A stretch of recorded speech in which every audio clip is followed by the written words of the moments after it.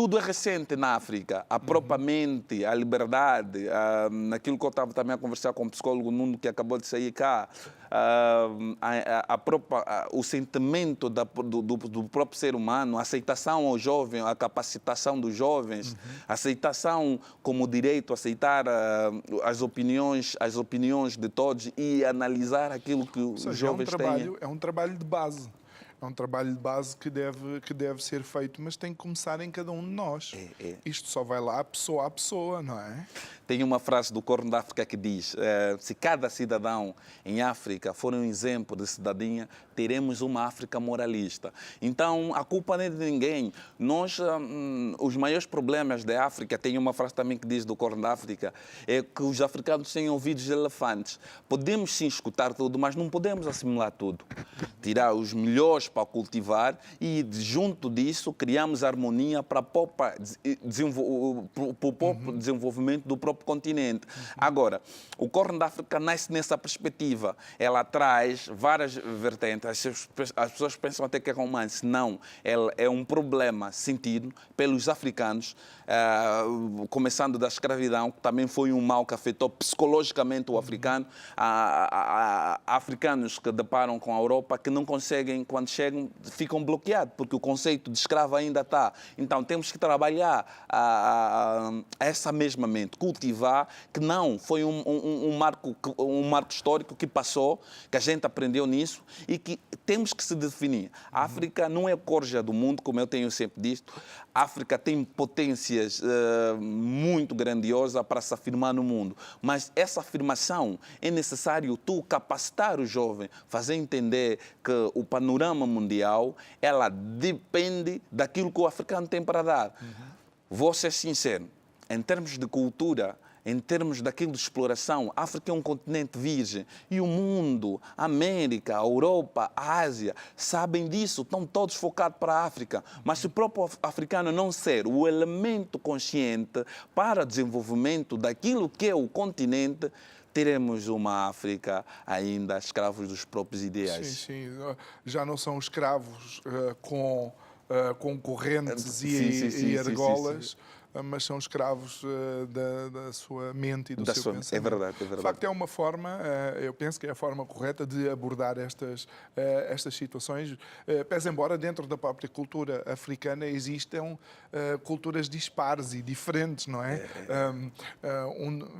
Nós podemos apontar o problema da África subsaariana, mas depois os problemas a norte da África já são outros, não é? São outros, é verdade, porque nós temos um elemento muito forte, somos multiculturais. Então, o que é que acontece? O conceito cultura ainda é um elemento da própria dinâmica da sociedade. Algumas sociedades têm o símbolo do desenvolvimento na ideologia da sua própria política, ainda a sua cultura. Algumas deixaram, como Angola. Angola, como diz um amigo meu congolês, Angola, vocês são europeus de África. Então, isso também não me deixa feliz, porque Angola de Cabinda ao Cunene, nós somos multiculturais, multiétnicos, que tínhamos que trabalhar com o conceito cultural, fazer a evolução com a própria dinâmica da vida de hoje, que é a própria dinâmica da globalização. Então, essa globalização é bom. A globalização é aquilo, eu tenho o telefone cá e as pessoas hoje em dia estão a me ver que tem que estar em Canadá, está a ver o programa. Mas ela também tem que ser acompanhado com o elemento principal, que é o elemento daquilo que eu chamo cultura acompanhada de ética, que é necessário da ética. Nós temos que ter a própria ética cultural. A ética cultural me obriga em que eu respeito a cultura dos outros, mas não me faz ignorar a minha cultura. Então, em toda a parte onde eu estiver, eu não me importo de me chamarem africano. Eu sou africano e eu amo isso. Agora, eu respeito o chinês, o japonês, respeito o malhano, respeito todos. Então, para mim, essa é a civilização de hoje em dia. Nós não vamos ser definidos para aquilo que somos, nós vamos ser definidos para aquilo que fizemos. Porque o elemento, tu és um cidadão português, eu sou um cidadão angolano, mas mas o que nos difere é o ato de desenvolvimento humano. Qual é a posição que você faz para a contribuição daquilo que é a sociedade global? Porque em termos de filosofia, nós morremos na mesma, nós sentimos, nós comemos porque todos sentimos. pelas mesmas Sim, experiências. Pela mesma experiência, é verdade. Sentimos e temos as reações químicas dentro de nós, no nosso cérebro, são exatamente iguais, não então, é? nós somos ser humano. É aquilo que eu digo. Nós, de humano, não podemos só ter a palavra. De humano temos que ter as ações. Porque o homem perdeu a palavra humano. Já não é mais.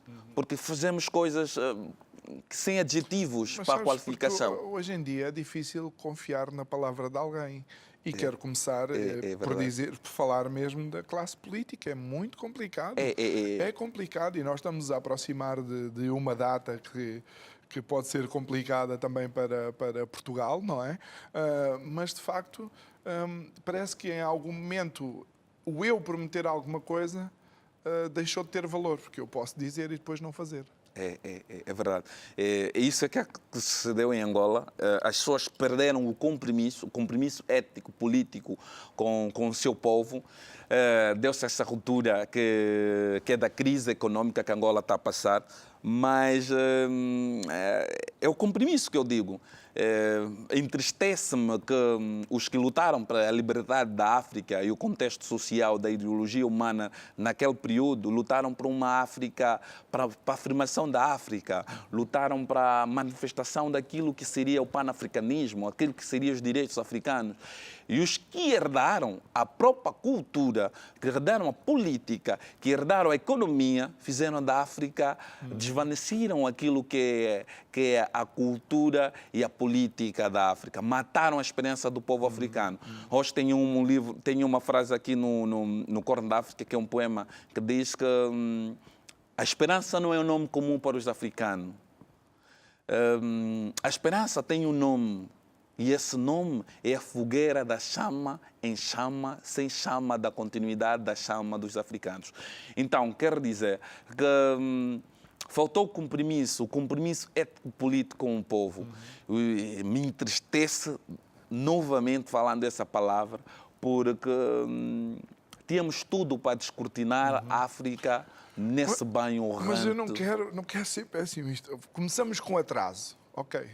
Começamos com 2 voltas de atraso, mas estamos a começar. Estamos a começar, mas estamos a começar. É verdade, mas eu quando falo começar, começar é outra coisa para os políticos africanos. Os políticos africanos começar, eles têm uma outra filosofia de começar. Começar para eles é implementar um projeto 5 anos que daqui a 10 anos não existe. Não Comecei isso. Agora, temos que começar mesmo de base de terra. Exatamente. Terra e idade. Transformar as crianças, criar cultura. Atacar agora a educação com tudo, por exemplo. A educação, a saúde. Eu tenho dito assim, nós falamos muito da educação e saúde, mas esquecemos que outro elemento é o elemento judicial, que é o elemento de direito. Que esse elemento é muito importante para uma sociedade, porque eu tenho dito, uma sociedade corrupta é uma sociedade sem educação. Então, a educação será a base para a gente educar e criar condições para a gente denunciar as pessoas que criam o elemento mais tarde numa sociedade. Olha, nós vamos ver umas fotos, mas tenho uma notícia para te dar. Todos os países que eu conheço civilizados, que não estão tão atrasados, têm problemas de corrupção e têm um sistema judicial que supostamente devia funcionar. Mas isso fica para outro programa. Vamos ver umas fotos enquanto o Kissama também nos ajuda a comentar as fotos que vamos ver. Obrigado. Fotos? Ok. Esse é o Corno da África. Olha, oferecemos o livro ao presidente Marcelo, grande personagem da política mundial. Eu já não tenho dito da política portuguesa nem da política lusófona, é mundial. Está a fazer a sua história, está a marcar aí muito bem. Esse livro foi oferecido ao presidente. Esse foi no Muro da Samba, uma atividade que a gente fez lá, e eu queria as pessoas que vivem e comem o lado de lixo. Essa é uma realidade da Angola e de muitos países africanos.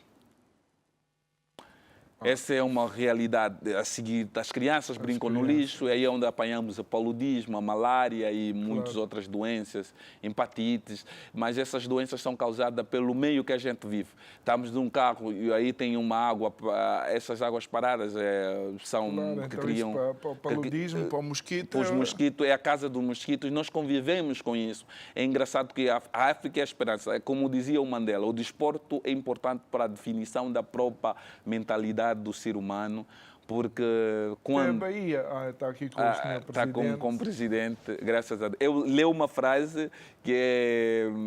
A frase que o presidente Marcelo leu foi que... Ele abriu o livro e logo deparou-se com aquela frase que dizia que a África temos que ter atitude moralista para o desenvolvimento do nosso continente. E ele se identificou com essa África. Ele me disse, temos que ser otimistas, Kisama. Temos que ser otimistas, né? Eu também estou quase a dizer a mesma coisa, Kisama. Temos que ser otimistas. É verdade. Porque há uma coisa que eu às vezes penso, é que não há nenhuma máquina do tempo que nos faça voltar atrás e tomar outras decisões, não é? Mas, de facto, também é importante ter aqui uma voz, não é? No teu caso, que possa ir alertando as pessoas e demonstrando às pessoas que, de facto, é necessário começar a trabalhar, mas não é um trabalho que seja para 2, 3 anos. Não, é um trabalho que seja consistente e que permaneça, seja algo que seja perene na sociedade angolana e na sociedade africana. Como é que nós podemos chegar até ao teu livro? Esse livro está disponível em todas as FINAC de Portugal, né? E nas bibliotecas também, em várias outras bibliotecas nacionais, mas está disponível em todas as FINAC de Portugal.